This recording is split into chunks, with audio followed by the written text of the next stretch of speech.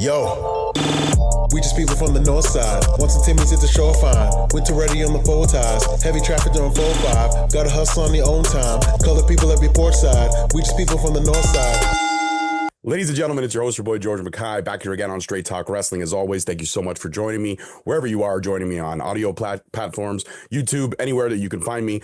I'm honored to have you here. And as well, I'm honored to have this young lady on the show. She's an absolute legend in the game, somebody who's been around for the better part of, I want to say, 15 to 20 years. So, I mean, my research may not be 100% correct, but without a doubt, this one I'm excited for. Help me welcome to Straight Talk Wrestling for the first time, Tracy Taylor. How are you? I'm great. How are you? I'm great. Thank you so much for coming on the show. You know, it's interesting. When I was doing my research, I always try to prepare myself for any conversation that I'm going to have. And that's what we do here on Straight Talk, is we have these conversations. When I was preparing for this, going down the research rabbit hole, I mean, it's pretty cool. Like, you were given a WWE development deal very early on in your career. You're trained by Bill DeMott, which we definitely got to get into that, because I've heard Bill DeMott is one tough dude. And I remember even from those early episodes of Tough Enough, like, that guy, no F's given. Like, he will push you to your limit. But when you started in pro wrestling and you got that WWE developmental deal so early on, what was that like for you, that early experience? You know what? It was just, I can't even say it was a dream come true, because it was never a dream of mine to be a wrestler. It was just stepping outside of myself. I was like, holy crap, like, is this really happening? Like, I actually have a WWE contract, because I knew a lot about WWF and WWE, and I didn't know a whole lot about the other promotions, but it was one of my, when I was married at the time, it was my husband's dream to be a WWE professional wrestler. And so he set off on a quest, and we, picked up our kids and our clothes, and we moved to Louisville, Kentucky from Hawaii. And when I was offered my contract, I was in disbelief. I just could not just even take it all in, like, I have a WWE contract. And so I just took that and ran with it. And I just had so much fun and just took it for what it was worth. Like, oh my gosh, I cherished every single minute of it. Absolutely. And I mean, I guess for anybody who doesn't know, the WWE developmental deal at the time was NXT, but it wasn't NXT because they had different territories. So they had Deep South Wrestling, they had Ohio Valley Wrestling, which is now helmed by Al Snow. And we all saw that on the Great Wrestlers documentary. But to go through the developmental system, what it was then, and then seeing what it is now and how much of it really has become its own entity. I mean, when you were in the developmental process, was it like it is now? Absolutely not. No, we were coming straight out of OVW, where they were the only developmental territory. So they had just opened up Deep South, and they sent the first ever signed Deep South, contracts to McDonough, Georgia. And I can't really tell you the exact number. Maybe it was 20.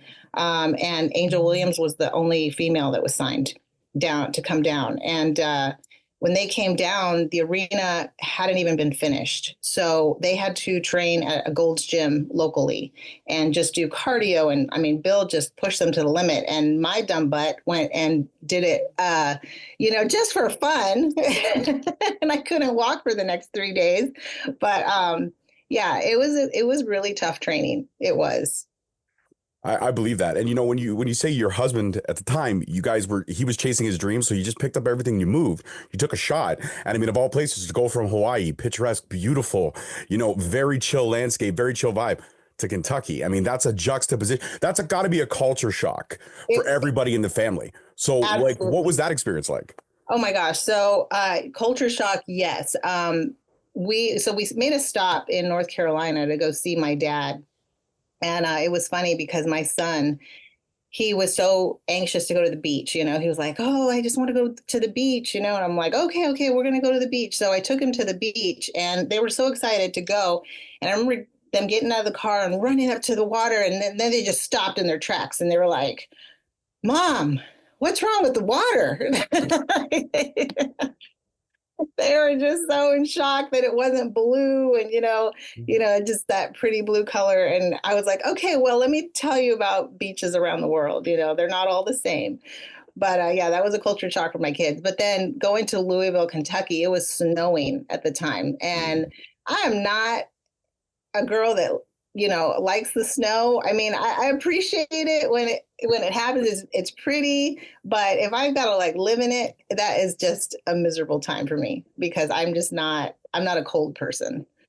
I was I gonna like say, to be, I was gonna say, I mean, you're there, you're there. I mean, right now we're in that in Canada here, we're in that kind of lull period. So the snow has kind of happened. It's slowly drifting away, but Mother Nature still tends to kick our butts every now and again with that one day of, don't forget, guys, it's only gonna be 6 months away. I'm coming right back. But you are coming here.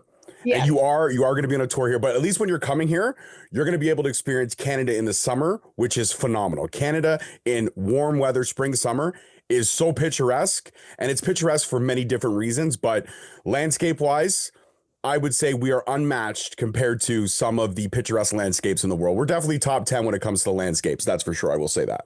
I definitely heard that. And I had just come back from there. I went there in January for my first tour and it was freezing. Oh my gosh, it was so cold. And we did, a bunch of sightseeing and just waiting for, so we did that Niagara Falls tour thing where you have to wait for the bus to come get you and then take you to the next attraction. Oh my gosh, just waiting outside for that bus. I was like, this is really like, oh my God, is there an inside we can wait at? But it was freezing, but it was so pretty too. It was really pretty. And I didn't mind the cold because I was visiting and I was trying to take it all in. So really, I just kind of ignored the cold and just tried to, take all that beauty in because it was so pretty. My God, Niagara Falls. Are you kidding me? That was the first time I ever got to see it up close and that close. And I have no words. It was just amazing. I always love hearing that. I always love hearing everyone's different interpretations of seeing stuff that I've seen my whole life. Like Niagara Falls was a every summer kind of weekend trip for the family. That's just what you did when you're a Canadian kid. Okay, kids, let's pack up. We're gonna go to Niagara Falls for a weekend, stay in a fancy hotel in Lundy's Lane, playing the games, going to all the wax museums. Like that's just an everyday thing for a kid in the summer. And then when you hear somebody else who's never seen the falls, it is really a wonder of the world. It is very picturesque. Whether it's winter or summer, it is a sight to behold. 100%. Now, I do want to talk to you about, we got to talk about Bill. We have to talk about Bill. Okay. I'm a big fan of Bill as a pro wrestler, but I'm also a big fan of Bill from what I've seen. I've never experienced it myself, but from what I've seen on the Tough Enoughs and how he was, he pushes you, but he pushes you in a stern, like dad way, but he pushes you only to know that he can get more out of you. And if I've seen it in Tough Enough, if he stops trying to get more out of you, you're done. So when he kind of wipes his hands or wipes the slate clean with you, like, okay, bye-bye. But if he's still on you and he's still pushing you and he's still saying, no, I know you can give me 20 more. I know you can give me 50 more. I know you can give me 100 more. When you have somebody like that who is like this big, gruff, intimidating personality, but he's only trying to make you succeed in the best way possible. Is that motivation for you? Or was that motivation for you at the time to be like, I want to succeed not just for me, but for my coach as well? Absolutely. Everything you just said right there is absolutely true about Bill. He pushed me to limits that I didn't even know my body was capable of. And like I said, I knew nothing about professional wrestling. I knew nothing about how to do the moves or, like what it entailed. So when I got in there, I mean, I was in the ring with guys like Luke Gallows, Sonny Siaki. I was in there with Ray Gordy and just some of, the greats. And having to go in there and get power slammed by some of these guys and thrown around and and then there was stuff that we had to do like from the top rope and jumping in the ring, doing flips and just stuff like that. My eyes, like when they explained that we were going to do this, I was like, yeah, right. Like, okay, but when you're in it at the moment, you don't even think. You're just going, and you're just like, okay, here I go, and you just do it. And I think that's what that means by pushing you to your limit. You're just going to do it. You're not going to complain. You're not going to think about it. You're not going to second guess yourself. And I think that's what he did for you. He really made you believe in yourself. And if you doubted yourself 1 minute, he was going to make you believe, that you could do it. And he definitely did. He took my mind to another level where like, okay, maybe I can do this, like, let me just stop thinking or doubting and just do it. You know, it's interesting to me too when I hear so many stories about people who are like, pro wrestling was not my thing. I kind of fell into it, or it just kind of came to me out of nowhere. And I hear you coming in being like, yeah, it was my husband's dream. Then I get this developmental deal, and it's wild. And you don't understand the psychology of the story that's being told in the ring, especially. And I'm not saying disrespect to no one, but when you're in pro wrestling and you're not a fan or you've never experienced it before, and all of a sudden to come in and be like, okay, so listen, we got to dissect everything. We got to break a match down. We got to tell a story without words, because the words are going to be the two or three people at the commentary table. They're going to narrate the story for you. But you have to give this whole range of emotion. You have to give a range of emotion without saying anything. It's mostly with just, you're making these faces, and it's incredible that some of the best stories in the world we've ever experienced have been when there is no words to be heard. So when you got that kind of concept in your mind of, okay, this is what we're going to be doing, how hard was it for you to let go and be like, I'm just going to trust the process, but I also don't know what the process is? Absolutely. So when I put it together, so in Hawaii, when you're doing the hula and you're doing those type of dances, it's the same exact thing. You're doing a dance and you're telling a story through dance and with no words at all. So when I kind of put that together and I was like, okay, this is kind of like that, but we're like action, action packed, then it kind of clicked for me. And so I was like, okay, so I had always been a baby face throughout my career. Most of my career, I've been a baby face. So picking up how to, engage the crowd and get them behind you and like get them to, give you sympathy and make them want to be in your corner. That was a challenge because you really have to know how to just give them the hook, and pull them in.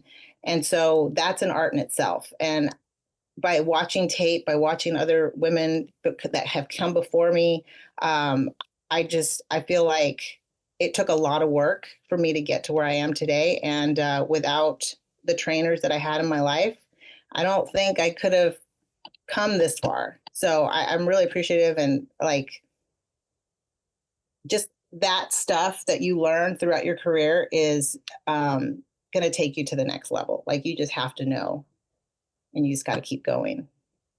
I love that. I love that. It's a positive statement, but knowing that you're never sure where the journey is going to end. And when the WWE developmental deal ended and you were on your own, did you think that wrestling was going to continue as long as it's been? Like, as I mentioned in my intro, you've been in this business for the better part of 20 years. Did you think that was going to happen? Did you think that pro wrestling, your love for pro wrestling, was going to stick around that long? So I learned at the time that they had cuts every year at a certain time, right? So we were kind of like, everybody was on the fence. Everybody was like, oh my God, is it going to be me? Is it going to be me? And so I remember when the cuts were coming around and everybody was just kind of like on pins and needles waiting for the phone call. And when the phone call came, we were really depressed. I mean, we were just so down because we had almost made it to television 3 times. We were on our way to Raw, then we are going to go to SmackDown, then we're going to debut on ECW. And it just little things just kind of changed our path. And when we got released, we were just like, oh, we're almost there, And for me, never expecting to even have a contract, I was like, okay, well, what's next? What are we doing? And then the other guys were just like, my life is over, and I was there mainly to, I was trying to help my husband get through his difficult time because it was really devastating for my husband. And I was just telling him, I'm like, look, we're not done. Like, let's just keep going. Like, what do we have to do? What's next? Because everybody would tell us, like, go to Japan, go to Europe, do this, just keep going, make a name for yourself outside of here, and then come back, So I was like, okay, well, let's just do that. Like, what do we got to do? We're just going to hop on a plane, guys. It's easy. Yeah, it's that easy. Let's just do it, But it was really a difficult time. But then we were fortunate enough to get called by the producer out in California who was doing motion capture. And we started doing motion capture every single month. We were the regulars. We did it for 10 years straight. And I did a lot of the women that are on television today. I did all their move sets and I did all their entrances. So that to me, when I got that call, I was like, this is even better, like, it's like it just keeps getting better. I love that. And to people who don't know, Yeah. like motion capture is where you're in the black skin tight outfits and you've got all the little orbs all over you, right? To kind of capture every literal motion or movement of your body. So you were doing a lot of the early on games. You were the ultimate female pro wrestler because you were doing everybody. Yes, yes. And a Wow. lot of the moves that I learned were at motion capture. Okay. A lot of the things that I was scared to death to even take or do like in a normal match, I had to do them at motion capture, and I was like, oh my God, you want me to do a moonsault? What? And then I remember doing certain moves like a missile drop kick, and after I gave that move, I think I gave it to Serena. And after I gave her that move, we were both laying there just like looking at the ceiling going, oh my God, why would you even want to do this move? Why would you want to kick someone in the face like a missile? What's wrong with people? Well, even just that bump, because you're not landing in the middle of the ring, it's just the hardest part of the ring. So when you're taking that bump, it's just like, oh God, it really gets you. That's a great story. But I want to talk about you. I want to talk about the success you've recently just had because I had to scroll through my notes here because I forgot the name of the organization. But correct me if I'm wrong. You are the new Extreme Impact Wrestling Women's Champion. I am, yes. You won Yes, that literally, I believe, a couple weeks ago. Am I not yes, mistaken? yes, I did. That's Yes. incredible. Well, Thank congratulations. you. Thank So, I you. mean, here you are, 20 years, motion capture for 10 years, early on developmental deal, still going strong, still kicking ass. And not only that, but you are a WoW superhero, I which am. is, I have spoken to some of the members of this roster from Ray Lynn to Aurora Tevez, Holodead and I've never had her on the show, but we have spoken at events.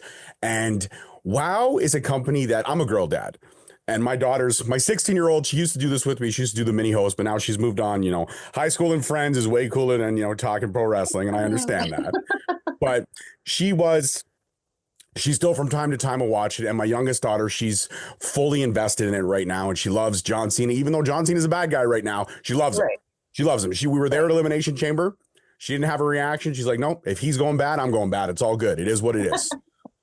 But we've also watched WoW from time to time, and she loves the fact that, I mean, she asks me all the time, she goes, Dad, there's no guys in this. I go, no, buddy. This is all women, man. This is all powerful, strong, amazing female athletes. And for her, when her eyes light up when she finds out it's just all girls, like it's almost like Christmas because she'll sit there and she'll be like, wow, like they really are superheroes. So when you hear yourself referred to, I want to talk about your championship win, but I have to ask about WoW right now.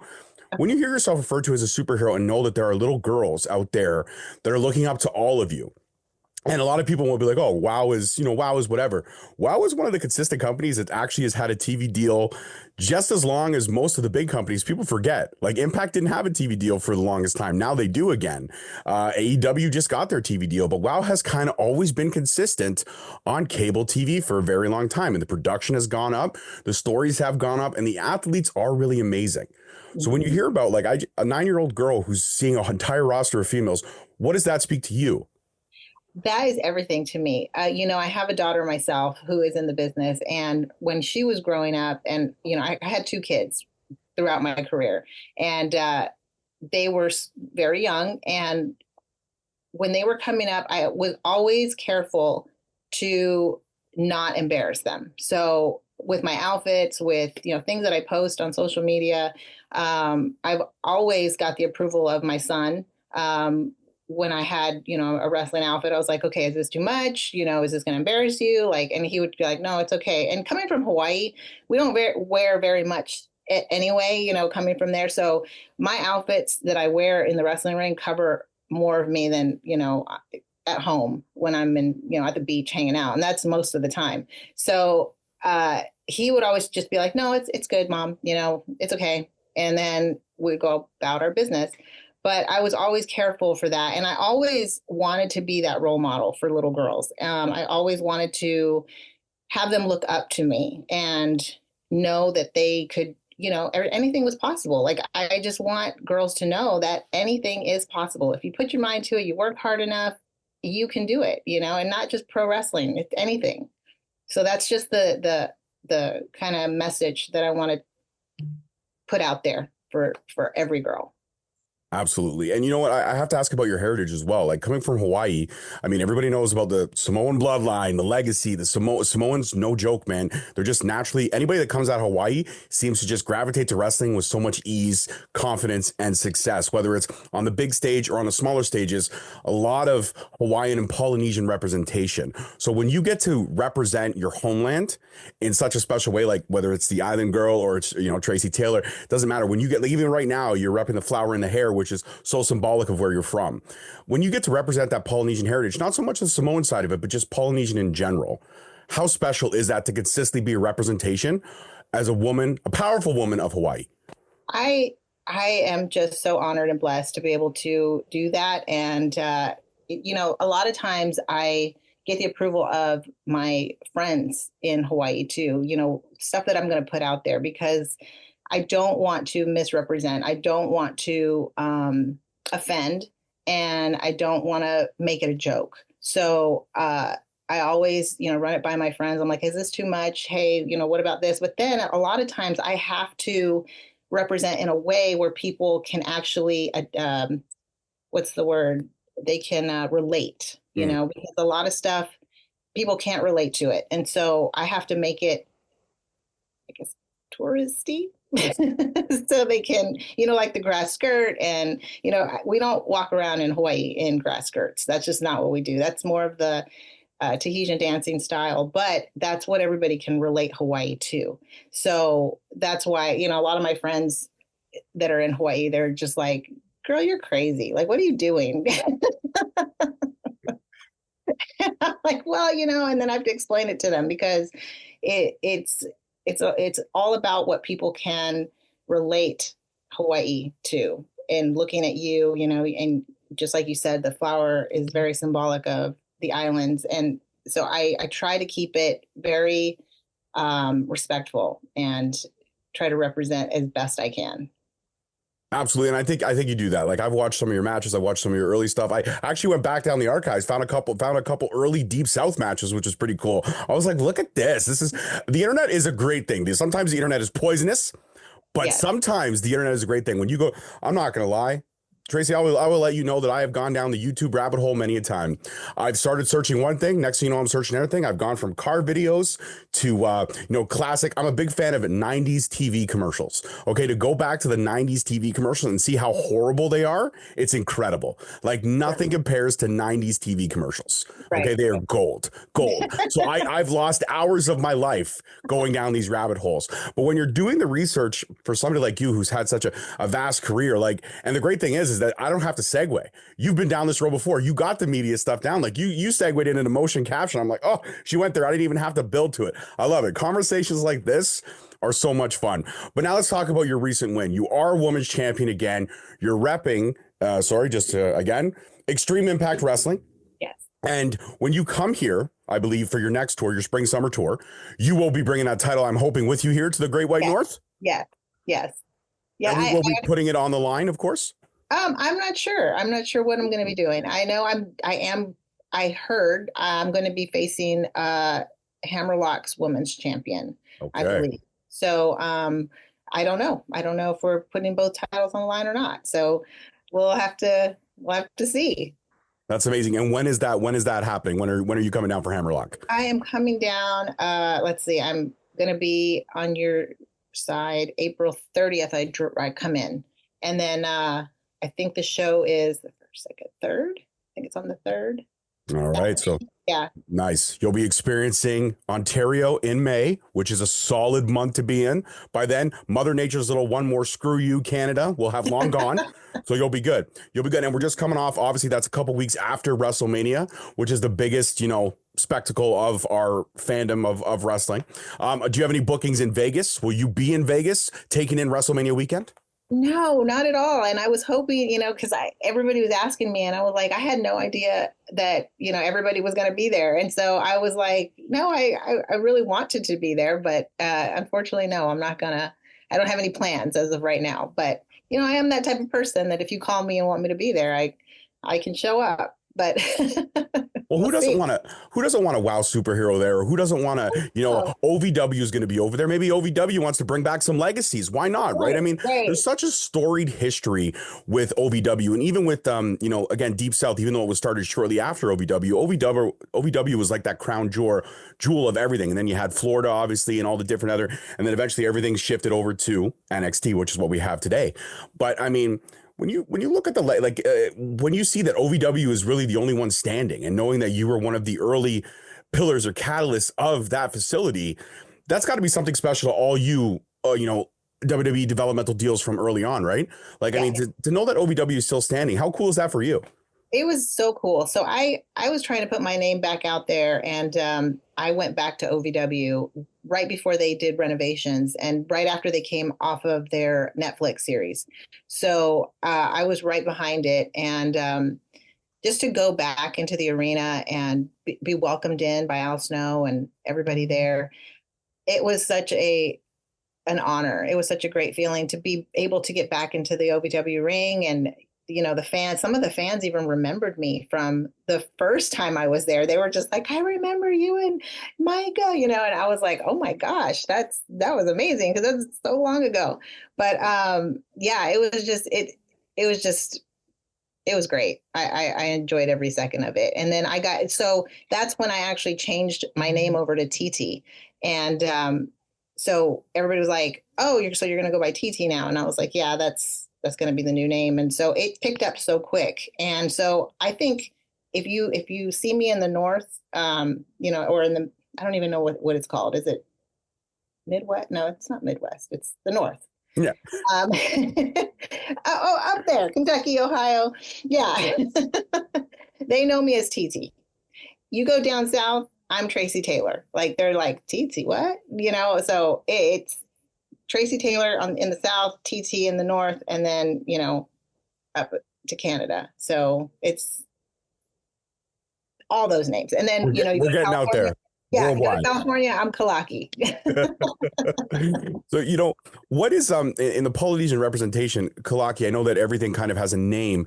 What is the I guess the English translation of Kalaki? What does that represent? So it is Tracy. Okay. That's what it is. Yeah, it stands for Tracy, and we looked that up way when I was in high school, and my parents wanted to get me something that had my Hawaiian name on it, and they got me a piece of jewelry, and that's what is on my jewelry. And so when I went to WoW, they were asking me, they were trying to come up with what I was going to go by, and I said, I can still be me, and then, that name came about. So I love that. I love that. And you okay. mentioned that your daughter is now in the business. So how cool is that to have, Yeah, like, we're talking second generation, right? The yeah, legacy. What's it yeah. like having the legacy in the business now and watching her experience those things you may have experienced early on in your career? I am so excited for her, and I am so protective of her. Mhm. And when she first decided that she wanted to be a pro wrestler, I was like, are you sure? Because she was very quiet, very introverted. She is amazing at FX makeup. She does a lot of FX makeup, and it's just that's what I thought that she wanted to do. And then one day she came up to me and she was like, I think I want to wrestle."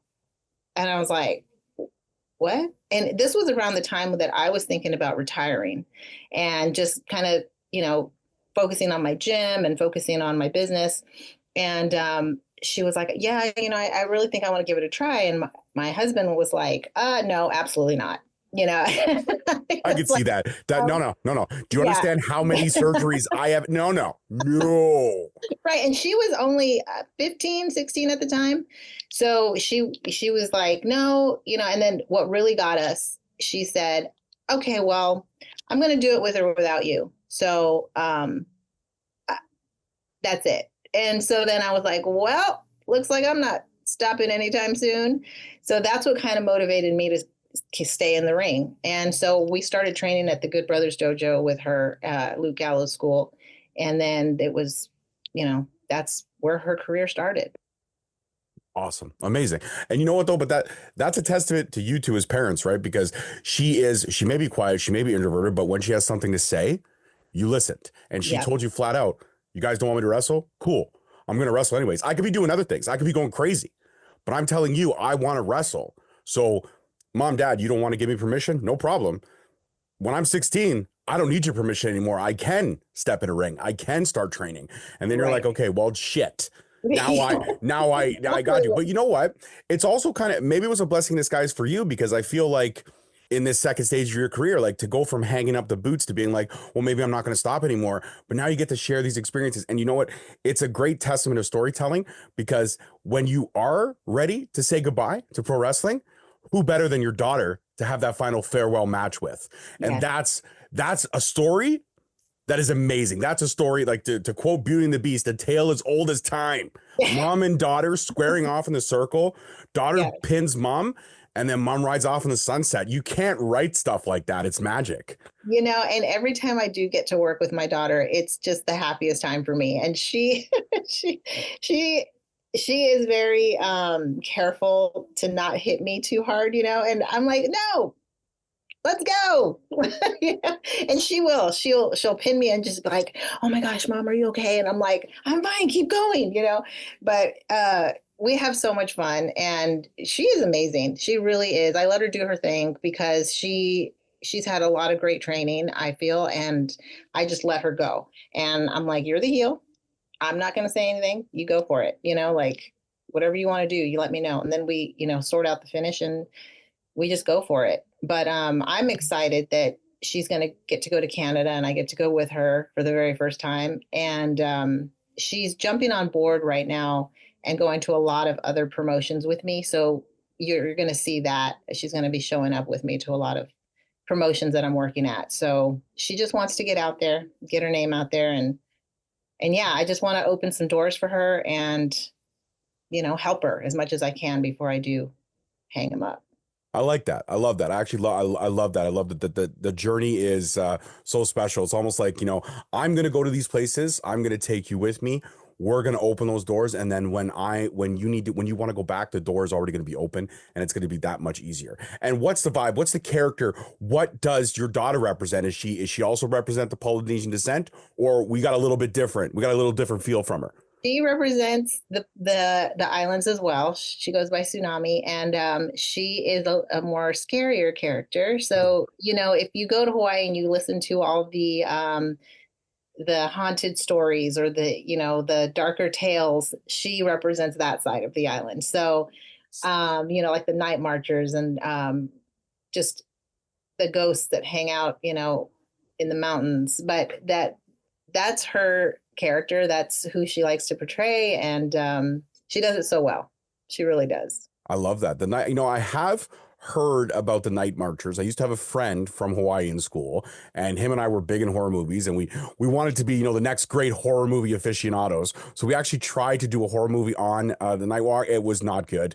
It was not. It'll never. I mean, when you're 12 years old, there's only so much you can do with like a $50 budget and mom and dad's home video camera. But we tried. We really did try. But it was the legend is so cool. Can you share a piece of that legend for the people who may not know? Oh my gosh. So, gosh, it's so fuzzy right now. I can't. It's almost like, from the way he explained it to me, and correct me if I'm wrong, but I had to take his word for it. He explained to me, it's almost like where the dead and the living kind of meet, and these night walkers are kind of in between that spiritual realm. But if you get caught or you get within the grasp of a night walker, you yourself can be caught. It's almost like zombies. Yeah. Okay. Yeah, it's coming back to me. So I know they talk about it. You try not to talk about it. So I just remember my husband and his best friend camping out one night, and they said that they heard these huge footsteps coming at them, and they were going to try to video record it. They had a tent and they were camping out because they wanted to catch it on film. And so his best friend was like, I hear them all the time, man, you got to come and we got to catch them, you know? So they camped out one night and they said they heard them. And they said they tried to, okay, hold on, it's coming back to me. He couldn't wake him up. It was like a nightmare. It was like a nightmare. He couldn't wake him up, and he heard it, and it was coming. And by the time they were done, he woke up, and then he was like, dude, I was trying to wake you up. They were, and he was like, what? So that's how it happened. But that's the only thing that I've ever heard is like the footsteps that like run across and they sound like they're just drums like coming at you. So every culture has those horror stories or those the stories to kind of keep you don't want to listen to me, the night people are coming, they're going to come for you. It's always brush your teeth or else they're coming. Everybody has those stories, but it's so cool to hear and for her to embrace that side of it, because I mean there is light and there is dark. You have to have light in order to have darkness, and the light always triumphs over darkness, but to get the juxtaposition is very cool. So before I let you go, where can everyone follow the journey that is TT while she is on this journey? And also, shout out your daughter's socials as well. I'm going to follow her right after this. So shout out your daughter's socials as well. Okay. So on Instagram, I'm the Island Girl TT, or you can follow me under Island Girl _wow. And then also on Facebook, it's the Island Girl TT. So TEETEE. Facebook wouldn't let me just put 2 T's. And so I'm also on TikTok. I'm on X. And it's pretty much the same, the Island Girl, if you look up the Island Girl TT. And then my daughter's social media is Tsunami. Perfect. Tsunami everywhere. So guys, check out this mother-daughter duo. All in all, when it's all said and done, what is the one thing you really want to, what's the legacy that you want to leave behind? I mean, I understand your daughter's there as representation of who you are, but as my final question, what is the one thing that you yourself want to leave for pro wrestling? I just want to leave behind that, I was someone who was just going through life, like not knowing what I wanted to do or be. And I was given an opportunity and I ran with it. Any opportunity that you get in this business, don't look at it, because some opportunities people get and they're just like, oh, I only got that. Or, oh, I got to go do this, but I got to lose. Any opportunity that you're given in this business, you take it and you run with it and you try to make it as special as you can. And don't think that any opportunity is a wasted opportunity, because you make it what it's going to be. I love that. Not only is that advice for wrestling, that's advice for life. Take the opportunities as they come, have no regrets, and just leave the world, whatever world, better than when you can't leave it great like you left it before you came in. You know what I mean? Leave it better than when you came in. That's what it is. No regrets and no fear. I love it. Or, I mean, if you're a fan of We're the Millers, no regrets, my credo. That is by hands down one of my favorite sequences. Yeah, it's my credo, no regrets. Yes. Stupid. I love it. All right, guys, that's it for this one. The Island Girl TT, my dear, thank you so much. And I want to let you know now you are officially a member of Straight Talk Wrestling. So anytime you want to come back on the show, you are more than welcome, because you are family. Guys, like I said, check her out first weekend in May here, but also follow her on the socials. And don't forget to check her out on WOW, because like I said, this lady can go, okay? Age is just a number. This lady can go. Peace, love, and wrestling, guys. We'll see you next week. Peace. Yo, we just people from the north side. Once the Timmy's hit the shore fine. Winter ready on the full ties. Heavy traffic during 4-5. Gotta hustle on your own time. Color people every port side. We just people from the north side.